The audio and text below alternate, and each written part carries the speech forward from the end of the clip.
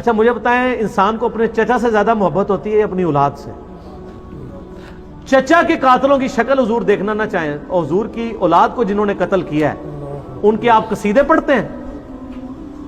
ان کے ساتھ تو وہی ہونا ہے سحقن سحقن لمن غیر بعد، بخاری مسلم میں، دور کرو انہوں نے میرے بعد میرے دین کو بدلا۔ یہ تو حوض کوثر پہ جا کے پتہ چلے گا۔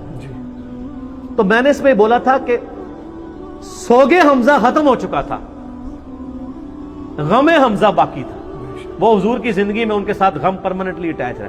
میں ایک پتھر کے پیچھے چھپ گیا اور میں انتظار میں رہا کہ میں موقع ملتے ہی سامنے آ کے وہ نہیں لڑا، اس نے چھپ کے جو ہے نا وہ نیزے کا وار کیا، اور وہ کہتے ہیں ناف والی جگہ پہ میں نے نیزہ مارا اور وہ آر پار ہو گیا، اس کی وجہ سے حضرت حمزہ کی ڈیتھ ہو گئی۔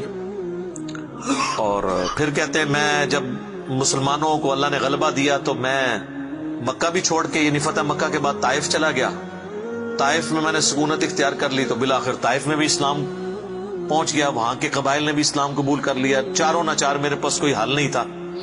تو مجھے میرے ساتھیوں نے کہا کہ رسول اللہ معاف کرنے والے ہیں، تم حضور کے سامنے پیش ہو، اللہ تعالیٰ تمہاری غلطی معاف کر دے گا۔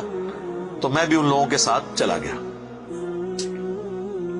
اب وہ نبی الاسلام کے سامنے پیش ہوئے، صحیح بخاری کے الفاظ ہیں کہ نبی الاسلام نے پوچھا واشی؟ کہا یا رسول اللہ واشی ہوں۔ قاتل حمزہ؟ کہا یا رسول اللہ۔ آپ امیجن کریں، آپ فرمایا کہ واشی تیرا جو یہ عذر ہے، میں اس اعتبار سے اسلام قبول کرتا ہوں، لیکن کیا تم یہ کر سکتے ہو کہ مجھے اپنی شکل دوبارہ نہیں دکھانی؟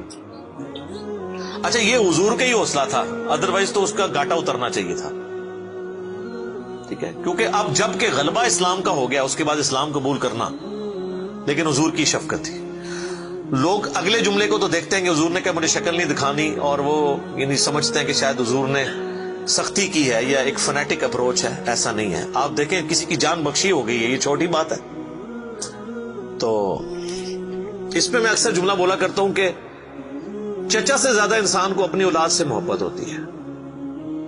قاتلین حسین جو ہیں، قاتلین حسن ہیں،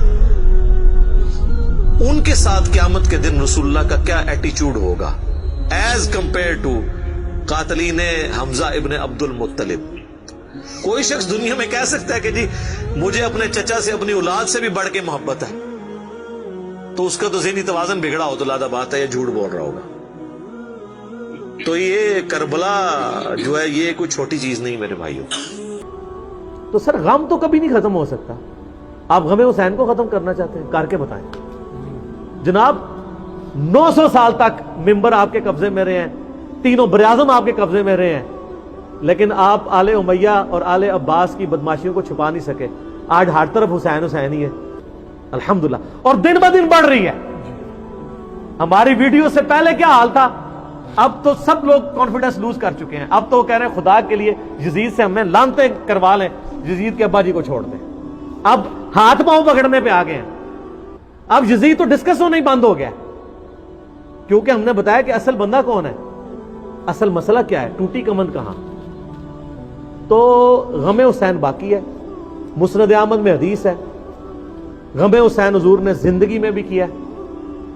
علی بن ابی طالب کہتے ہیں میں حضور کے پاس حاضر ہوا، آپ نے حسین ابن علی کو گود میں اٹھایا، زاروں قطار رو رہے ہیں۔ میں نے کہا یا رسول اللہ میرے ماں باپ آپ پہ قربان، یہ آپ کی حالت کس نے کی ہے؟ اور یہ حدیث سٹارٹ کہاں سے ہوتی ہے؟ مولا علی جو ہیں وہ جنگ نہروان کے لیے جا رہے ہوتے ہیں، نینوا نامی جگہ پہ، صحیح حدیث ہے مسند احمد کی۔ تو آپ نا وہاں کہتے ہیں اسبر یا ابا عبداللہ، اے ابو عبداللہ صبر کرنا۔ تو ساتھی پوچھتا ہے کہ حضرت علی آپ کس سے باتیں کر رہے ہیں؟ تو حضرت علی حضرت حسین سے باتیں کر رہے ہوتے ہیں، حالانکہ حسین ساتھ نہیں تھے، لیکن ایک نعرے کے طور پہ کہ میرے بچے صبر کرنا۔ تو انہوں نے کہا کہ مجھے یہاں پہ حضور کی ایک حدیث یاد آئی ہے، کیونکہ اسی جگہ کے بارے میں نبی علیہ السلام نے مجھے بتایا تھا۔ ایک دن میں آپ کے گھر داخل ہوا، حسین ابن علی کو گود میں اٹھایا ہوا ہے، چھوٹا سا بچہ ہے 3-4 سال کا، آپ رو رہے ہیں۔ میں نے پوچھا یا رسول اللہ آپ کو کس نے غمگین کیا؟ تو فرمایا ابھی جبرائیل علیہ السلام میرے پاس آئے تھے، انہوں نے مجھے بتایا کہ آپ کی امت حسین کو قتل کر دے گی فرات کے کنارے، اور میری خواہش پہ جبرائیل نے یوں ہاتھ مار کے مجھے کربلا کی سرخ مٹی بھی دکھائی، جس کی وجہ سے میں غمزدہ ہو گیا اور میرے آنسو نکل آئے۔ ابھی واقعہ ہوا نہیں ہے, واقعہ ہونا ہے 50 سال بعد. غم حسین پہلے ہے. اور واقعے کے وقت کیا ہوا ہے وہ بھی مسند احمد میں متواتر حدیث ہے. ابن عباس کے 8 شاگردوں نے یہ روایت کی ہے. شیخ البانی, شیخ زبیلی صحیح, دونوں نے صحیح کہا ہے, اہل حدیث بھی صحیح مانتے ہیں. اور یہ وہ حدیث ہے جس کی وجہ سے میں نے یہ فکر حسین اور غدیر خم کے اوپر آواز بلند کی. وہ حدیث کیا ہے؟ مسند احمد میں ہی ہے. عبداللہ ابن عباس کہتے ہیں کہ ایک دوپہر میں نے خواب دیکھا کہ نبی علیہ السلام پرانگدہ حالت, بال بکھرے ہوئے اور کپڑے بھی آپ کے گرد آلود ہیں, جیسے مشقت کے آثار ہیں. آپ کے ہاتھ میں خون کی ایک شیشی ہے. تو میں نے کہا یا رسول اللہ میرے ماں باپ آپ پہ قربان, آپ کی کیا حالت ہے؟ تو آپ نے فرمایا کہ میں صبح سے حسین اور اس کے ساتھیوں کا خون جمع کر رہا ہوں. یہ ایک تمثیل آپ علیہ السلام کو دکھائے گی. یہ نہیں تھا کہ آپ وہاں فزیکلی موجود تھے, ایک تمثیلاً دکھائے. تو کہتے ہیں میں گھبرا کے اٹھا. ابن عباس کہتے ہیں میں نے وہ دن اور تاریخ یاد رکھی, اور بعد میں ظاہر اس وقت انٹرنیٹ نہیں تھا, ٹیلی فون نہیں تھے, کئی ہفتوں بعد خبر آئی کہ اسی دن یعنی 10 محرم 61 ہجری کو حسین ابن علی کو مظلومانہ شہید کیا گیا ان کے ساتھیوں کے ساتھ.